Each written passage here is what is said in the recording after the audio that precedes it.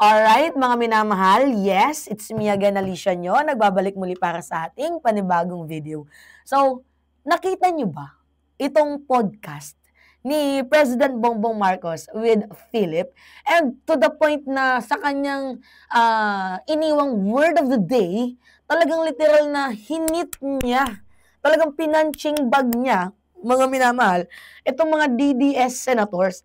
Hindi lang DDS senators especially yung mga DDS fanatiko na ang hilig magbintang, ang hilig sa madaming sinasabi, 'di ba? They create drama, they create the script without factual evidences. Kumbaga bintang de bintang ang kanilang ginagawa pero wala naman silang matibay na ebidensya. Kumbaga kung anong ginagawa ni VP Sara Duterte, nagiging adaptation na din nila. 'Di ba? Matatandaan ninyo. Sabi noon ni VP Sara Duterte, matagal na naming nalalaman yan yung tungkol sa suitcase. Hindi lang kami nagsasalita. Like, huh? Para ba sa mamamayang Pilipino? Or talagang nilalabas, or talagang bala mo lang yan sa kapwa mo politician kapag nag-away kayo? Kasi kapag ganun yung mindset mo, you are not for the people. Di ba kumbaga, sabi ko nga sa inyo, nahuhuli ang isda sa bunganga. Si VP Sara na din mismo ang naglalaglag sa kanyang sarili. Matagal mo na palang nalalaman, ba't hindi ka nagsalita? 'Di ba? And beside, nasaan ang ebidensya mo? Yan yung pinakakailangan natin dito yung ebidensya. Kasi yung sa impeachment ni VP Sara Duterte, klaro. Mga minamahal, ulitin ko sa inyo yung impeachment ni VP Sara Duterte, hindi po yan na-vanish. Na-i-archive lang po yan. Kumbaga, pinatagal lang.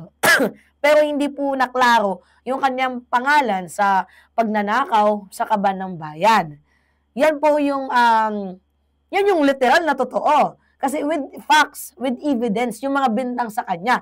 Hindi katulad ng ginagawa ngayon ni VP Sara Duterte na, puro lang salita, puro lang kuda, puro lang daldal, 'di ba? Wala namang sense. So ngayon, ito lang yung hindi ko maintindihan Kasi ang iilang mga supporters, especially yung mga DDS na mga senators, 'di ba? Simpleng prinsipyo lang 'yun Yung evidence must be the order of the day. Yung ebidensya, simpleng prinsipyo lang 'yan.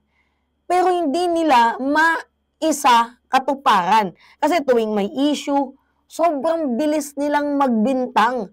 Pero pag tinanong sila ng ebidensya, wala silang naipapakita. Ngayon, for example, dito sa kaso ni House Speaker Martin Romualdez, isa na namang halimbawa, yung budget blame game.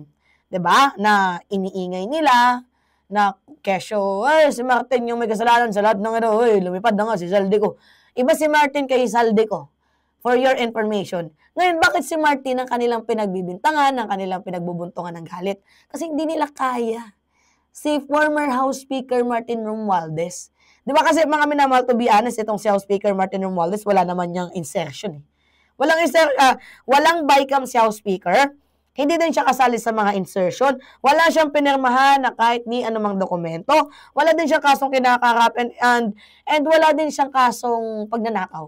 Yan yung pinagkaiba ni House Speaker Martin Romualdez dito sa iilang mga senador. Pag-usapan natin, ito, segment number 1, pag-usapan natin yung accused without a shared evidence. Kasi, magsimula tayo sa mga tawag dito, malinaw na katotohanan na kahit isang dokumento, mga minamahal, na mag-uugnay kay House Speaker Martin Romualdez tungkol nga po sa insertion, wala silang maipakita. Tingnan ninyo walang ang perma si House Speaker Martin Romualdez na may signature dito sa BICAP. Wala din siyang small committee.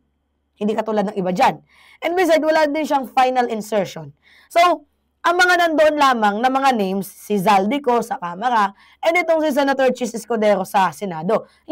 Literally, I would say na sila yung may hawak ng, sila yung tunay na may hawak ng reconciliation ng budget. So, why would you blame former Speaker Romualdez for insertion at kung anumang kinimes, eklabush, blah blah blah ninyo? Hindi po trabaho ng Speaker ang gumawa ng insertion in the first place. And that is institutional process.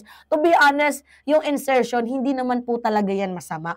As long as, yung kickback, wala ka nun. And wala kang anomalya. Okay lang. Ox lang. Di ba mga minamahal, tawag dito, yung insertion na yan. As long as wala kang kickback or wala kang anomalies na ginagawa. And sabi ko nga sa inyo, that is institutional process. And once na nasa BICAM ng trabaho, 2 kapulungan yan. So, bakit ang sinisisi ninyo ay itong si House Speaker Martin Romualdez lang? Kasi di ba upper and lower chamber ang nagtatrabaho yan? So, bakit si House Speaker lang? Kaya nga di ba nakakapagtaka mga minamahal? O, bakit si House Speaker? Kasi si House Speaker mga minamahal is very convenient person, I mean. Di ba kasi siya lang yung madaling i-target.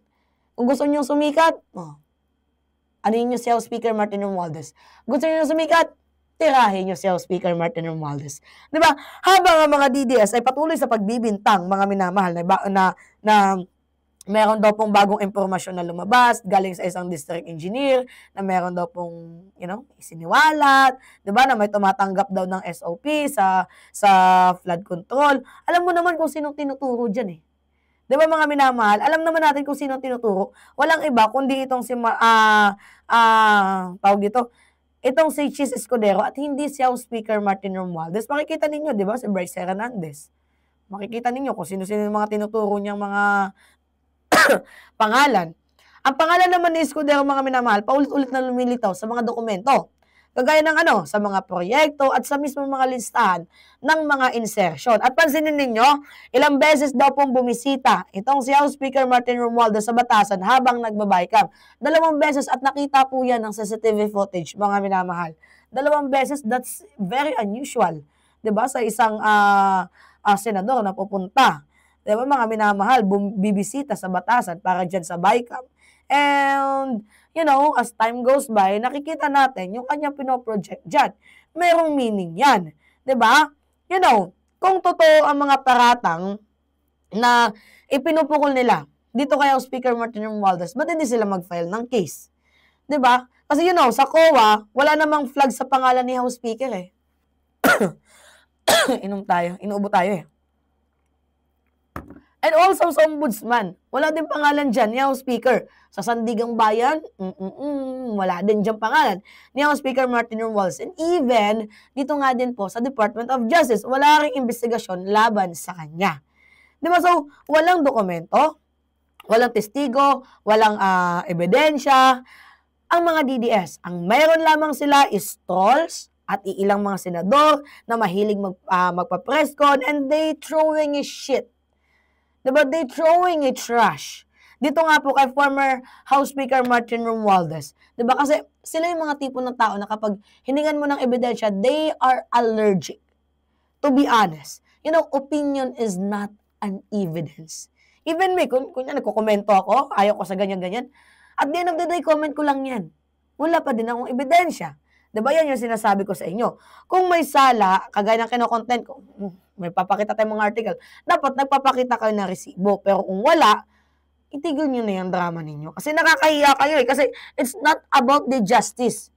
Yung ginagawa ng ilang mga senador, ito ay tungkol lamang sa kanilang mga personal na interes, sa kanilang mga ambisyon, di ba? Na gustong pabagsakin itong si Martin Romualdez para maitaas lamang ang kanilang pangalan, maitaas lamang ang kanilang sarili. Alam niyo kung gaano kabilis sumikat ang isang senador?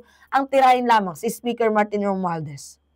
Kasi sila yung unang nagbibenepisyo dyan kung sakali nilang masira ang reputation, mga minamahal, ni former House Speaker Martin Romualdez. Kasi itong si Escudero talaga di ba? Hilig magbintang, nakakapikon yung video na nilabas niya, di ba? Yung mga parehas na mga senador na mayroong issue dito sa budget insertion, di ba? Nakakapikon. Itong si House Speaker Martin Romualdez, sobrang tahimik na nagtatrabaho.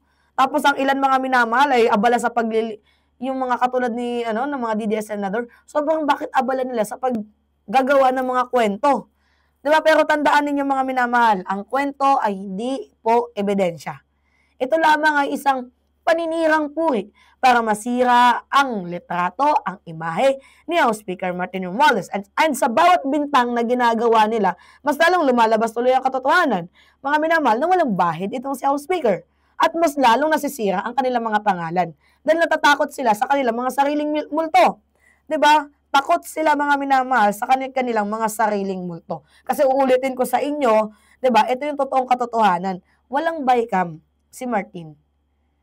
And pangalawa, hindi siya kasali sa mga insertion.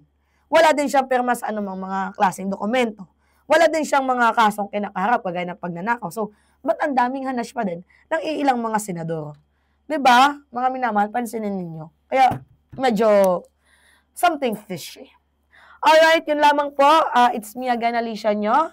Pahingi lang ako ng comments, likes, and share. And also, don't forget to click the subscribe mga minamahal and always hit notification bell for more update. Maraming salamat at ingat mga kababayan.